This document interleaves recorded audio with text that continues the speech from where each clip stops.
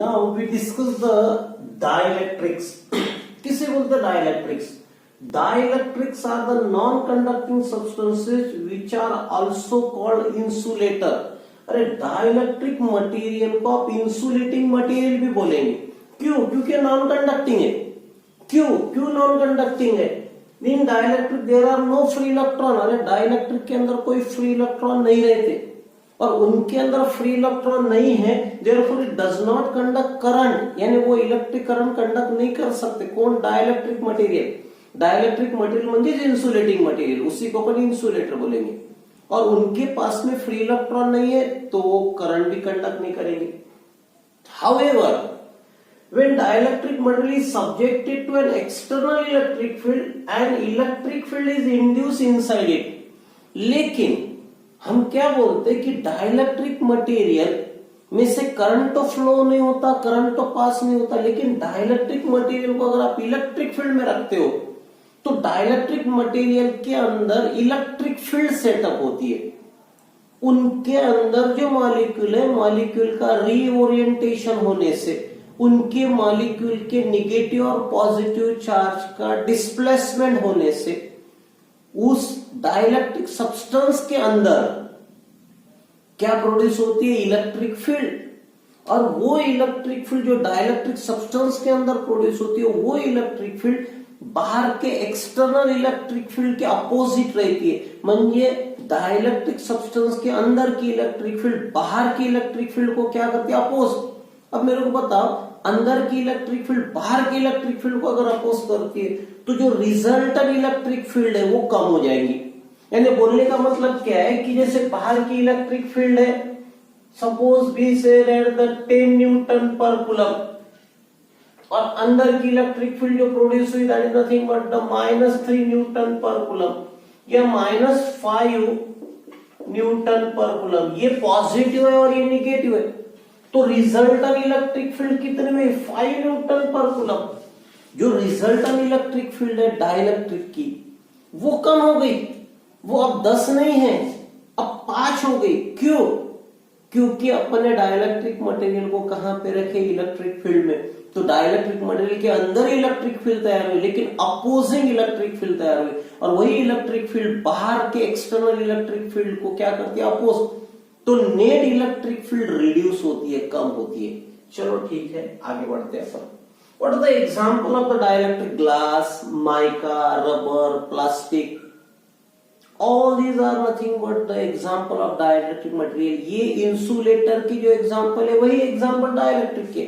General भाषा में उसको इंसुलेटर बोलते हैं और इलेक्ट्रोस्टैटिक की भाषा में भी कॉल्ड एज अ डाइलेक्ट्रिक्स. अब dielectrics are two types. Dielectric दो प्रकार के होते हैं, polar dielectrics and non polar dielectrics. मैंने क्या बोला? डाइलेक्ट्रिक्स आर हमने डायरेक्ट टू टाइप विचार दे, polar dielectric and non polar dielectric. अब पोलर डाइलेक्ट्रिक में ये क्या होता है वो देखते हैं अपन, लेकिन उसका एग्जांपल समझाने के लिए मैं ऊपर का मिटा देता हूं. अब अपन डिस्कस करेंगे पोलर डाइलेक्ट्रिक्स. किसे बोलेंगे polar dielectrics? A molecules in which centre of mass of positive charges does not coincide with the centre of mass of negative charges because of the asymmetric shape of the molecule is called polar molecules and the substances is called polar dielectrics. किसे बोलेंगे polar dielectric? Polar dielectric में molecules, क्योंकि कोई भी substance molecule से बना, polar dielectric के अंदर जो मॉलिक्यूल्स है वो इस तरीके से रहते हैं कि उनका सेंटर ऑफ मास, म्हणजे उनके पॉजिटिव चार्जेस का सेंटर ऑफ मास और उनके नेगेटिव चार्जेस का सेंटर ऑफ मास कोइंसाइड नहीं होता, मैच नहीं होता, ओवरलैप नहीं होता. क्यों नहीं हो रहा है? क्योंकि उनका जो शेप है असिमेट्रिक है, सेम साइज वाले नहीं है, उनकी साइज अलग, उनके मॉलिक्यूल की साइज अलग अलग रहती है. और ऐसे मॉलिक्यूल को, ऐसे सब्सटेंस को क्या बोला जाता है? Polar dielectrics. कैसे? एग्जांपल जब समझेगा तो और बेटर समझता है. क्या बोला मैंने? Molecules in which centre of mass of positive charge does not coincide with the center of mass of negative charges because of the asymmetric shape of the molecule is called polar molecules and the substance is called polar dielectrics. उस पदार्थ को बोलते हैं अपन polar dielectrics. They act as a tiny dipoles. जितने भी polar dielectrics है उनको अपन tiny dipoles बोलते हैं. क्यों? उनके निगेटिव और पॉजिटिव चार्ज के बीच में डिस्टेंस होता है, थोड़ा सा डिस्टेंस होता है, थोड़ी गैप होती है. That's why they called as a tiny dipoles. As the charges are separated by a small distance, म्हणजे ये पोलर डाइलेक्ट्रिक के अंदर निगेटिव और पॉजिटिव चार्ज के बीच में थोड़ी सी गैप होती है, थोड़ा सा अंतर होता है और उसके कारण हम पोलर डाइलेक्ट्रिक्स को टाइनी डायपोल्स भी बोलते हैं. They have permanent electric dipole moment, इसलिए उनके पास में इलेक्ट्रिक डायपोल मोमेंट भी होता है. कैसे डायपोल मोमेंट होता है, क्यों, कैसे गैप होती है, पूरा डिटेल में देखते हैं अपन. उसका बेस्ट एग्जांपल है H2O, HCl, NH3.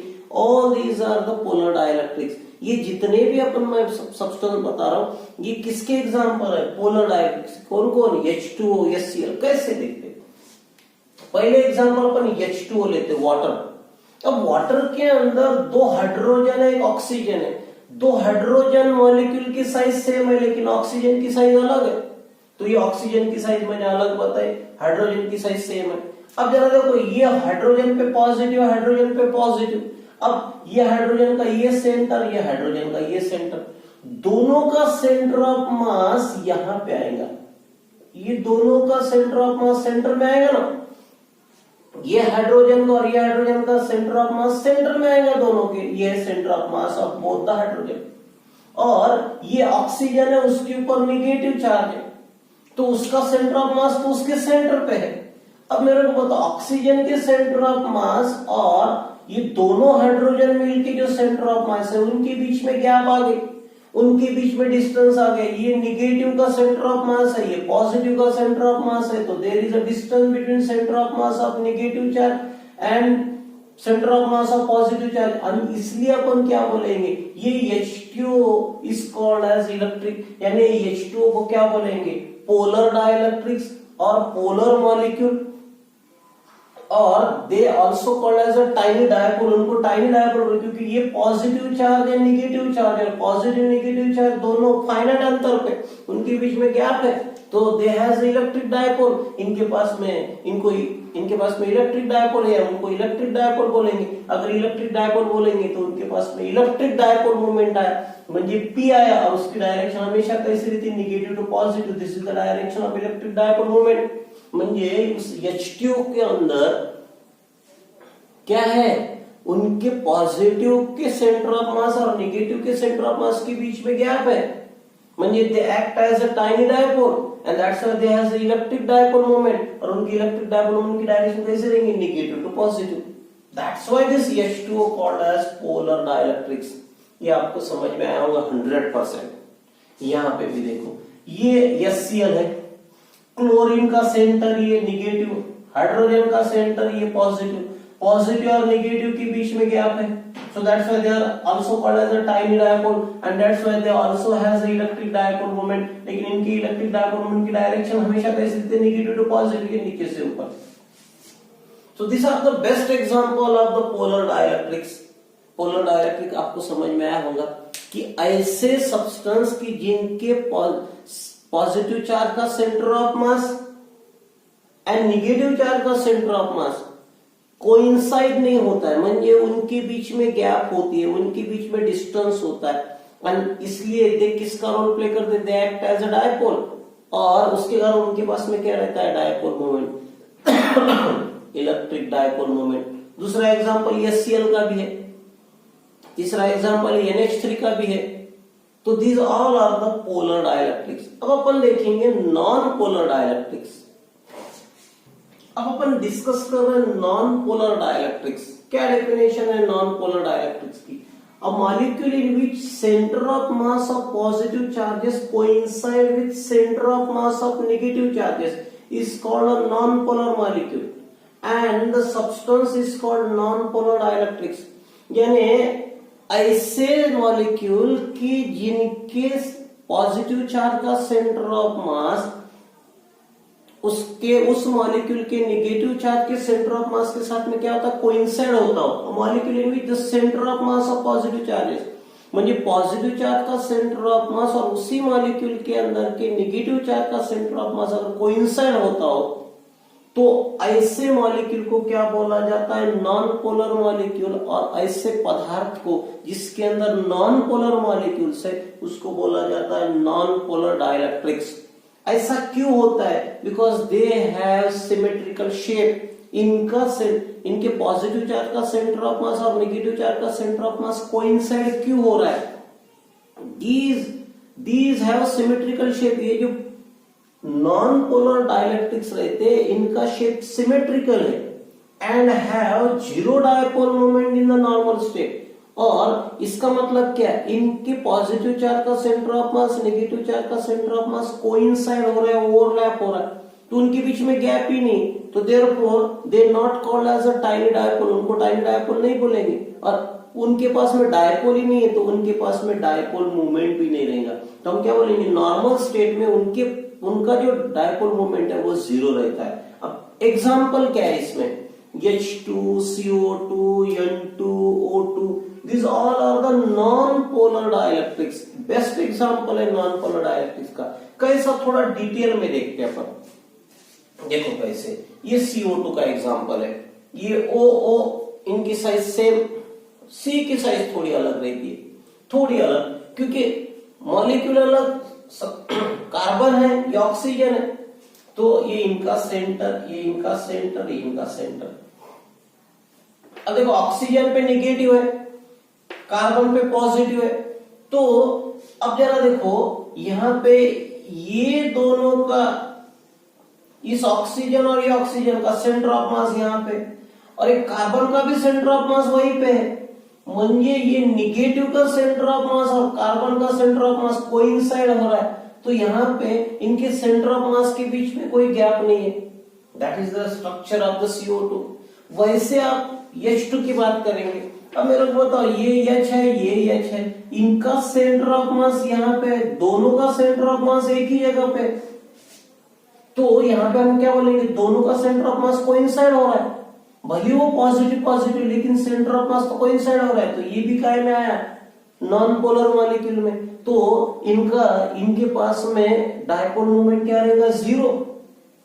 इनके भी पास में डायपोल मोमेंट क्या रहेगा, जीरो, क्योंकि डायपोल मोमेंट की डायरेक्शन जीरो की वाली, देखो negative to positive, negative to positive. अब ये डायपोल सपोज बोलेंगे आप, तो negative to positive, negative to positive, resultant क्या आ रहा है, जीरो, तो इसलिए डायपोल मोमेंट यहाँ पे क्या आता है, जीरो आता है, क्योंकि ये डायपोल ही नहीं बन रहा है यहाँ पे, क्योंकि पॉजिटिव और नेगेटिव सेंटर ऑफ मास, जो भी पॉजिटिव का सेंटर ऑफ मास और नेगेटिव का सेंटर ऑफ मास कोइंसाइड हो रहा है, गैप ही नहीं है, और इसलिए ये डायपोल नहीं है। और ये डायपोल नहीं है तो इनके पास में इलेक्ट्रिक डायपोल मोमेंट जीरो है। और ऐसे मॉलिक्यूल को क्या बोलते हैं, नॉन पोलर मॉलिक्यूल, और ऐसे पदार्थ को बोलते हैं नॉन पोलर डाइलेक्ट्रिक्स। पूरी तरह समझ में आऊंगा। अब अपन आगे बढ़ते हैं। इंटरेस्टिंग कंसेप्ट है, polarisation of non polar dielectric in an external electric field.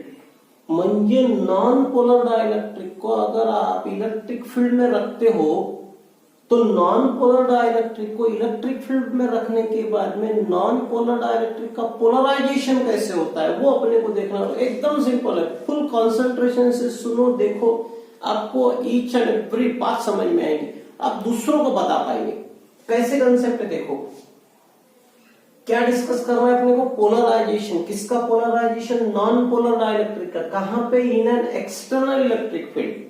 अब this is the diagram of non polar molecule. ये नॉन पोलर मॉलिक्यूल है in absence of electric field. यहाँ पे इलेक्ट्रिक फील्ड जीरो है, कुछ नहीं है यहाँ पे, ना इधर पॉजिटिव ना इधर negative. And this is the diagram of the non polar molecule. ये डायग्राम नॉन पोलर मॉलिक्यूल के, कैसे, उनका पॉजिटिव चार्ज का सेंटर ऑफ मास और नेगेटिव चार्ज का सेंटर ऑफ मास क्या हो रहा है, कोइंसाइड। ये कोइंसाइड, तो प्लस माइनस सेम बता रहे अपन।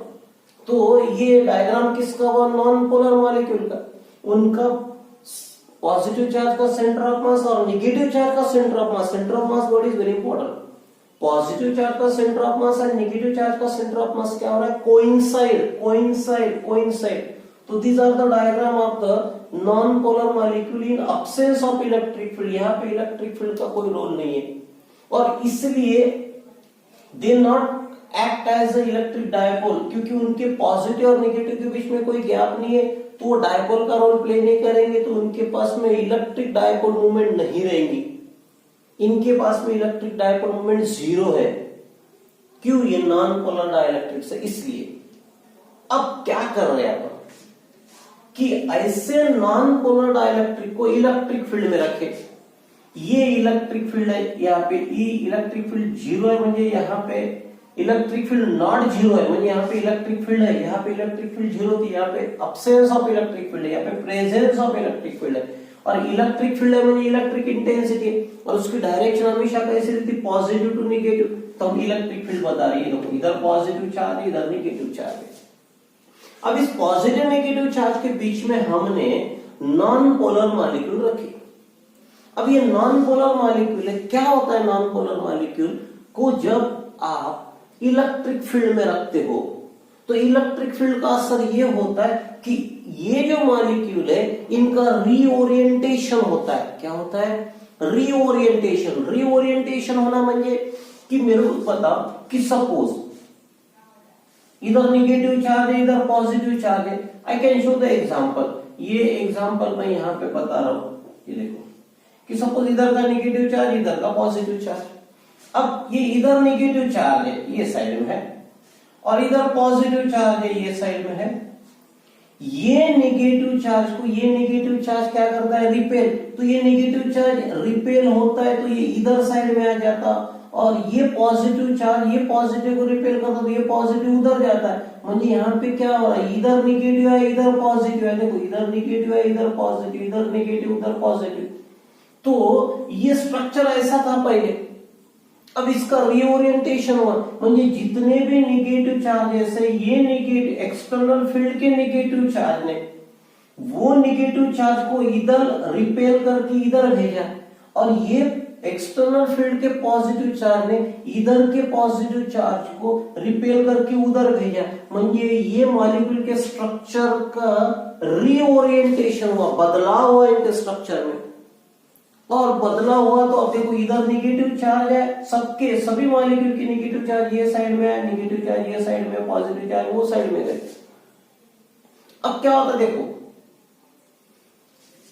ये पॉजिटिव और नेगेटिव, ये पॉजिटिव और नेगेटिव, ये पॉजिटिव और नेगेटिव कैंसल होते, और ये डाइलेक्ट्रिक सब्सटेंस के ये साइड में नेगेटिव चार्ज इंड्यूस होता है, और ये साइड में पॉजिटिव चार्ज इंड्यूस होता है। मैंने क्या बोला समझ में आया? मैंने क्या बोला समझ में आया?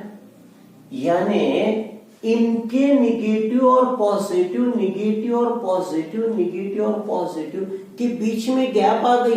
गैप आ गई म्हणजे now they act as an electric dipole. इनके पास में इलेक्ट्रिक डायपोल आ गया, ये इलेक्ट्रिक डायपोल का रोल प्ले कर रहे हैं, म्हणजे इनके पास में क्या आ गया? Electric dipole movement. और जब मॉलिक्यूल के पास में इलेक्ट्रिक डायपोल मूवमेंट आ गया तो हम बोलेंगे इस मॉलिक्यूल का पोलराइजेशन हुआ। म्हणजे in presence of electric field इस मॉलिक्यूल का क्या हुआ? पोलराइजेशन। क्यों?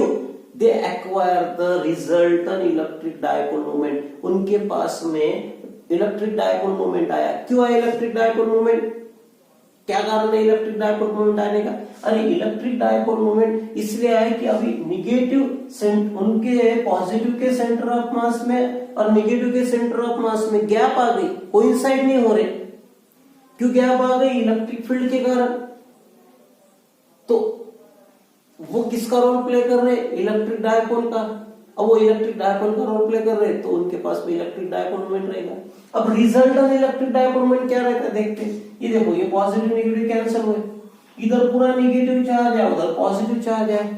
अब रिजल्टेंट इलेक्ट्रिक डायपोल मूवमेंट अपने पास में आया, उसकी direction resultant electric dipole movement की डायरेक्शन कैसी रहती है? Negative to positive. देखो नेगेटिव टू पॉजिटिव। लेकिन ये इलेक्ट्रिक डायपोल मूवमेंट की डायरेक्शन किसके साथ में? Parallel to the external electric field. म्हणजे बोलने का मतलब ये जो इलेक्ट्रिक डायपोल मोमेंट की डायरेक्शन है और एक्सटर्नल इलेक्ट्रिक फील्ड की डायरेक्शन क्या है? सेम है, पैरेलल है। तो अंदर क्या बोलेंगे अपन? अंदर इलेक्ट्रिक फील्ड तैयार हुई, लेकिन जो अंदर की इलेक्ट्रिक फील्ड है बाहर की इलेक्ट्रिक फील्ड को क्या करती है? अपोज। लेकिन यहाँ पे सभी मॉलिक्यूल ने क्या एक्वायर किया, इलेक्ट्रिक डायपोल मोमेंट एक्वायर किया, तो इसलिए हम बोलेंगे अंदर के म्हणजे नॉन पोलर डाइलेक्ट्रिक की जो मॉलिक्यूल है वो पोलराइज हुए. This is the meaning of polarisation. अब अपन देखेंगे polarisation of polar dielectric in an external electric field. Polarisation discuss कर रहे हैं अपन, लेकिन पोलर डाइलेक्ट्रिक्स का इन एन एक्सटर्नल फील्ड. अब जरा देखो, this is the diagram of polar molecules. ये किसके डायग्राम है? पोलर मॉलिक्यूल के. But in absence of electric field, यहाँ पे E इज इक्वल टू 0 म्हणजे यहाँ पे इलेक्ट्रिक फील्ड का अस्तित्व नहीं है, इलेक्ट्रिक फील्ड नहीं है. अब इलेक्ट्रिक फील्ड नहीं है, लेकिन पोलर डाइलेक्ट्रिक किसको बोलते? The molecules in which the center of mass of positive charge does not coincide with the center of mass of negative charge. म्हणजे पॉजिटिव के सेंटर ऑफ मास और नेगेटिव के सेंटर ऑफ मास के बीच में गैप है. Gap है म्हणजे इनके पास में परमानेंट इलेक्ट्रिक डायपोल मोमेंट है, क्योंकि ये जो भी पोलर डाइलेक्ट्रिक्स है, ये polar dielectrics act as an electric dipole, tiny dipole बोलते. क्यों?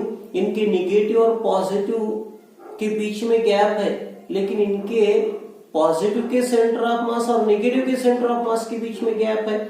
म्हणजे ये डायपोल का रोल प्ले कर रहे, इसलिए इनके पास में डायपोल मोमेंट है.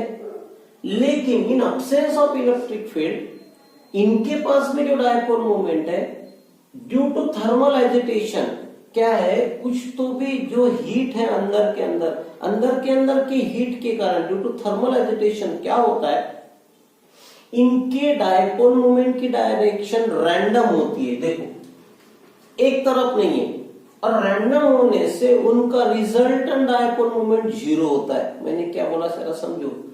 इनके डायपोल मोमेंट की डायरेक्शन एक ही तरफ नहीं होती, अलग अलग दिशा में होती है, और अलग अलग दिशा में होने से कैंसल हो जाती. तो रिजल्टेंट डायपोल मोमेंट क्या होता है? 0 इन अब्सेंस ऑफ इलेक्ट्रिक फील्ड. ये है कंसेप्ट. अब ये now this is the direction of electric field. इधर पॉजिटिव एक्सटर्नल इलेक्ट्रिक फील्ड की ये पॉजिटिव चार्ज है, एक्सटर्नल इलेक्ट्रिक फील्ड का ये नेगेटिव चार्ज है. और ऐसे पॉजिटिव नेगेटिव म्हणजे इलेक्ट्रिक फील्ड के अंदर हमने ये पोलर डाइलेक्ट्रिक रखा. क्या होता है, ये इलेक्ट्रिक फील्ड के कारण इनका जो रैंडम ओरिएंटेशन था, म्हणजे यहाँ पे डायरेक्शन रैंडम थी. ये इधर इधर नेगेटिव, इधर पॉजिटिव, इधर पॉजिटिव, इधर नेगेटिव, ऊपर नेगेटिव, नीचे पॉजिटिव, ऊपर पॉजिटिव, इधर नेगेटिव. इसमें मालूम है क्या, कोई सिमेट्री नहीं थी. यानी डायपोल मोमेंट का डायरेक्शन रैंडम था, इसलिए रिजल्टेंट डायपोल मोमेंट 0 आया. यहाँ पे इलेक्ट्रिक फील्ड के कारण क्या होता है, ये मॉलिक्यूल के अंदर रीओरिएंटेशन होता है. म्हणजे पूरे के पूरे नेगेटिव चार्ज लेफ्ट में आएंगे, पूरे के पूरे पॉजिटिव चार्ज राइट में जाएंगे.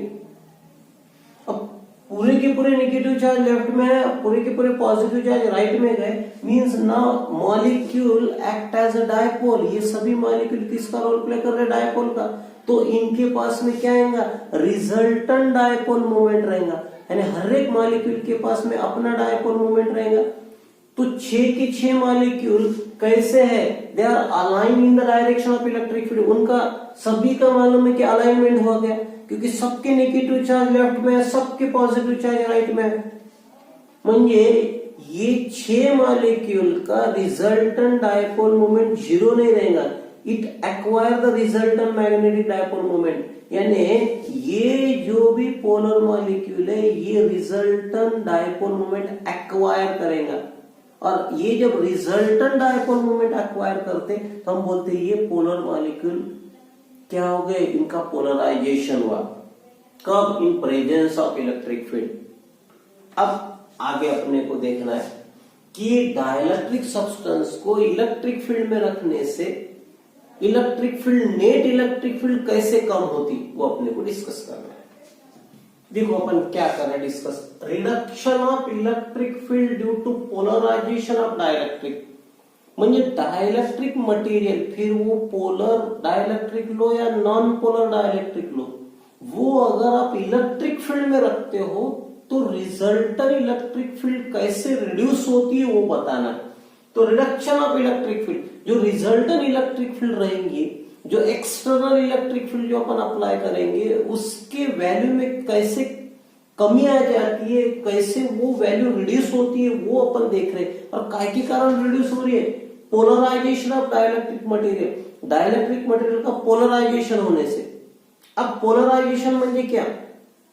रिजल्टेंट डायपोल मोमेंट एक्वायर करना, net electric dipole moment acquire करना।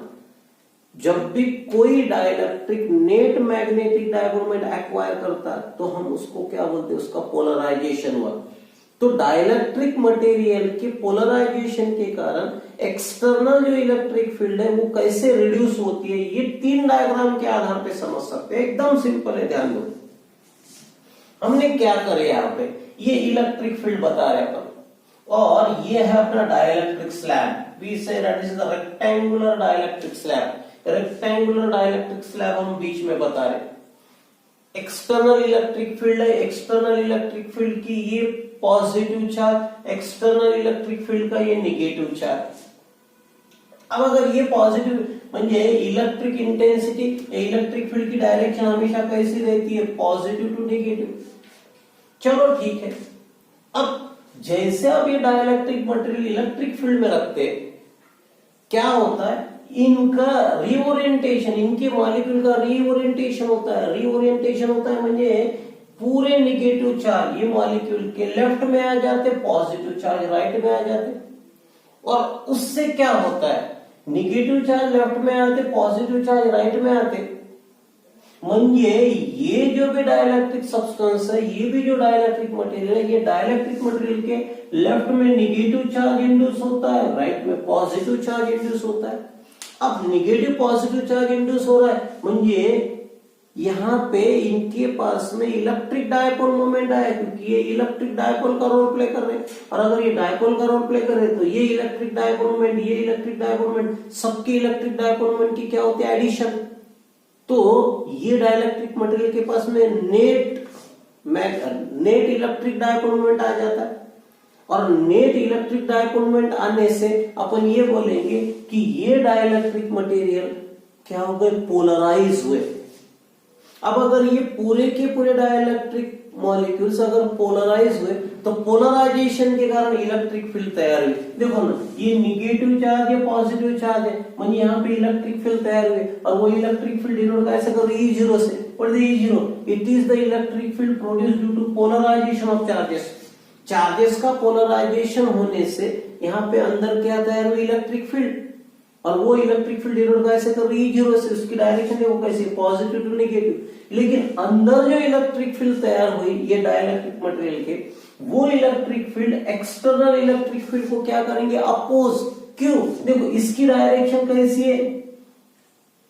राइट टू लेफ्ट है, और अपने इलेक्ट्रिक फील्ड की डायरेक्शन कैसी है? लेफ्ट टू राइट है। तो रिजल्टेंट इलेक्ट्रिक फील्ड क्या लेंगे अपन? E माइनस E0, अपनी बाहर की E है, और डाइलेक्ट्रिक मटेरियल ने कितनी प्रोड्यूस की? E0। तो external electric field minus dielectric material ने जो प्रोड्यूस की वो E0। तो रिजल्टेंट इलेक्ट्रिक फील्ड क्या मिलेंगे? E dash.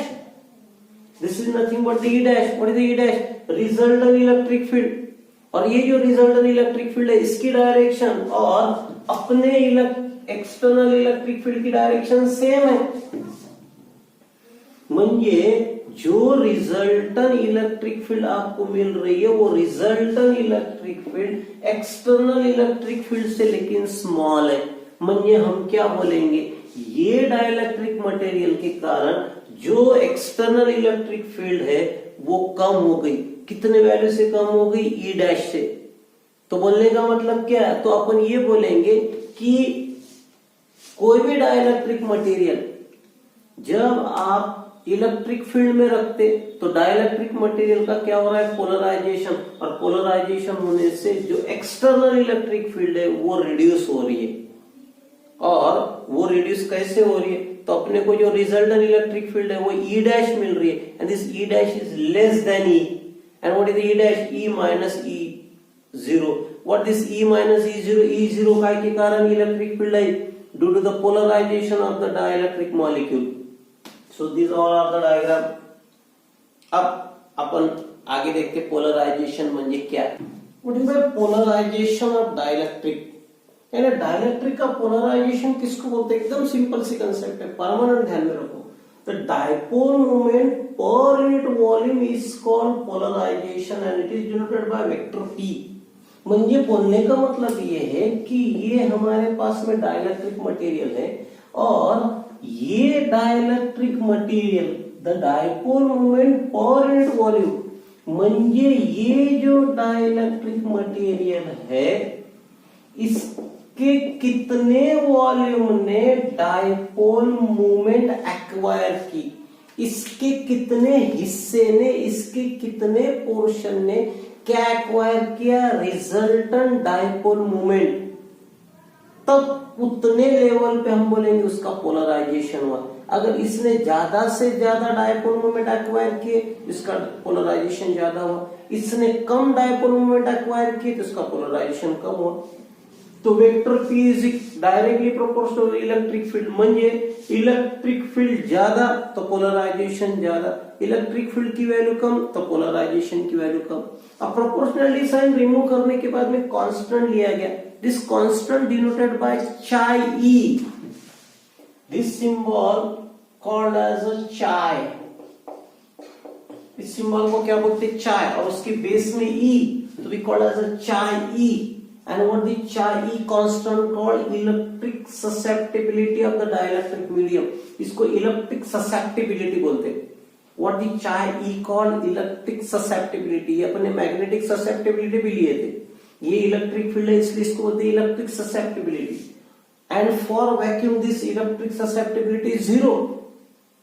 And what the capital E is? Capital E is the external electric field. म्हणजे both polar and non-polar dielectric develop net dipole moment in the presence of electric field. म्हणजे फिर वो polar dielectric हो या non polar dielectric हो, उस substance के पास में मालूम है क्या नेट डाइपोल मोमेंट आएगा, लेकिन in presence of electric field अगर हो तो ही आएगा. Greater the applied field greater is the polarization. The induced dipole moment disappears when the field is removed. म्हणजे अगर आप उस डाइलेक्ट्रिक मटेरियल को इलेक्ट्रिक फील्ड में से निकाल लेंगे तो उसके बाद इंड्यूस म्हणजे वो सिचुएशन के कारण डाइपोल मोमेंट प्रोड्यूस हुए, उसको बोलते हैं इंड्यूस. सिचुएशन के कारण प्रोड्यूस अगर चीज होती तो उसके लिए विशेषण लगता है इंड्यूस. तो उस वक्त उस डाइलेक्ट्रिक मटेरियल के अंदर जो डाइपोल मोमेंट मिले उसको इंड्यूस डाइपोल मोमेंट बोलते हैं. और ये इंड्यूस डाइपोल मोमेंट डिसअपियर होंगे जैसे इलेक्ट्रिक फील्ड आप हटा देंगे वैसे. तो this all about the concept of polarization. अच्छी कंसेप्ट है पोलराइजेशन की. अब इसके आगे का देखते हैं. अपन डिस्कस कर रहे capacity of a conductor. Capacity का मतलब होता है क्षमता.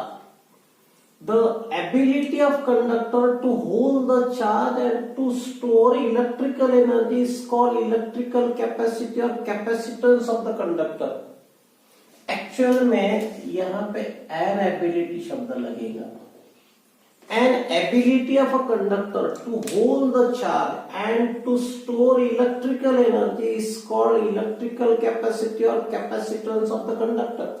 म्हणजे कोई भी कंडक्टर कितना चार्ज होल्ड कर सकता है, कितना चार्ज पकड़ सकता है, कितना चार्ज ले सकता है, कितनी एनर्जी, कितनी इलेक्ट्रिकल एनर्जी स्टोर कर सकता है, उसको उसकी कैपेसिटी बोला जाता है. That is called as capacity और कैपेसिटेंस ऑफ द कंडक्टर. म्हणजे वो ज्यादा से ज्यादा अगर चार्ज होल्ड कर रहा है, वो ज्यादा से ज्यादा अगर इलेक्ट्रिकल एनर्जी स्टोर कर पा रहा है तो हम बोलेंगे वो कंडक्टर की कैपेसिटी या उस कंडक्टर का कैपेसिटेंस ज्यादा है. अगर वो कम चार्ज होल्ड कर पा रहा है या फिर वो कम इलेक्ट्रिकल एनर्जी स्टोर कर पा रहा है तो हम क्या बोलेंगे कि उसकी कैपेसिटी या उसका कैपेसिटेंस कंडक्टर का कम है. आगे बढ़ते कि when charge is added to a conductor it's potential increases. बिल्कुल बराबर है. किसी भी कंडक्टर को जब अपन चार्ज ऐड करेंगे, म्हणजे बोलने का मतलब ये है कि ये मेरे पास में कंडक्टर है, अब मैं इस कंडक्टर को अगर हाथ लगाता हूं तो कुछ नहीं फर्क पड़ेगा, कुछ नहीं इसके ऊपर. लेकिन अगर मैंने ये कंडक्टर को चार्ज दिया तो इसके पास में एनर्जी आ गई, इसके पास में स्ट्रेंथ आ गई, इसके पास में ताकत आ गई। म्हणजे इसको चार्ज देने से इसके पास में पोटेंशियल आ गया, पोटेंशियल आ गया म्हणजे स्ट्रेंथ आ गई। म्हणजे चार्ज देने से क्या आ गई, स्ट्रेंथ आ गई, ताकत आ गई, पावर आ गई। तो हम क्या बोलेंगे कि किसी भी कंडक्टर को जब अपन चार्ज देते तो उसका पोटेंशियल बढ़ता है। तो let Q be the charge and V be the potential. तो वो जो पोटेंशियल है वो डिपेंड काय पे, चार्ज पे। हम क्या बोलेंगे, charge is directly proportional to potential. ज्यादा चार्ज देंगे तो पोटेंशियल ज्यादा रहेगा, कम चार्ज देंगे तो पोटेंशियल कम रहेगा। तो charge is directly proportional to potential म्हणजे मैथमेटिकली क्या लिखेंगे, Q is directly proportional to V। अब मैथमेटिकल रूल है, जब प्रोपोर्शनलिटी साइन रिमूव करते अपन तो क्या लेते, इक्वल टू एम कांस्टेंट। तो यहां पे equal to M constant, constant denote किया गया C से। And what this C called, this C called as a constant, लेकिन that constant called as electrical capacity और कैपेसिटेंस ऑफ द कंडक्टर। यहां पे जो C लिया गया, ये C कांस्टेंट लिया गया, उस कांस्टेंट को क्या बोला जाता है, इलेक्ट्रिकल कैपेसिटी और electrical capacitance of the conductor. ये कंडक्टर की इलेक्ट्रिकल कैपेसिटी या वो कंडक्टर का इलेक्ट्रिकल कैपेसिटेंस डिनोट कैसे करते, C से। अब C को इधर लेके जाओ तो C इज इक्वल टू क्या बनेगा, Q बाय V। बस C क्या है, इट इज अ कैपेसिटी और कैपेसिटेंस। तो कैपेसिटी और कैपेसिटेंस का फार्मूला ही तैयार हुआ, चार्ज अपॉन पोटेंशियल। तो what is the formula for capacity और capacitance, charge upon potential. Capacitance और कैपेसिटी डिनोट कैसे करते, C से। फार्मूला क्या है उसका, charge upon potential. Charge denote कैसे करते, Q से। पोटेंशियल डिनोट कैसे करते, V से। तो कैपेसिटी और कैपेसिटेंस का फार्मूला क्या बना, C is equal to Q by V। अब the SI unit of capacity और कैपेसिटेंस इज फैराड। कैपेसिटी या कैपेसिटेंस अगर मेजर करना है तो उसका यूनिट क्या है, फैराड है। तो इसका मतलब 1 फैराड इज इक्वल टू क्या होगा, 1 कूलम अपॉन 1 वोल्ट। म्हणजे 1 फॅरेड की व्हॅल्यू कब होती, the capacity of a conductor is 1 farad. एखादे कंडक्टर की कैपेसिटी अपन 1 फैराड कब बोलेंगे, if 1 coulomb of charge raises it's potential bye 1 volt. अगर उस कंडक्टर को हमने 1 कूलम चार्ज देने के बाद में अगर उसका पोटेंशियल 1 वोल्ट होता है, यानी एखादे कंडक्टर को हमने 1 कूलम चार्ज देने के बाद में अगर उसका पोटेंशियल 1 वोल्ट होता है तो हम बोलेंगे उस कंडक्टर की कैपेसिटी कितनी हुई, 1 फैराड। तो what is the SI unit of the capacitance और electrical capacity of conductor is farad, and 1 farad is equal to how much, 1 coulomb upon 1 volt. But farad is a big unit, farad बड़ा unit है। तो छोटे छोटे unit भी अपन यहाँ पे लेंगे। 1 microfarad, 1 microfarad means 10⁻⁻⁶ farad. 1 nanofarad means 10⁻⁹ farad. 1 picofarad means 10⁻12 farad. तो this all about the capacity और कैपेसिटेंस ऑफ कंडक्टर। अब अपन आगे बढ़ते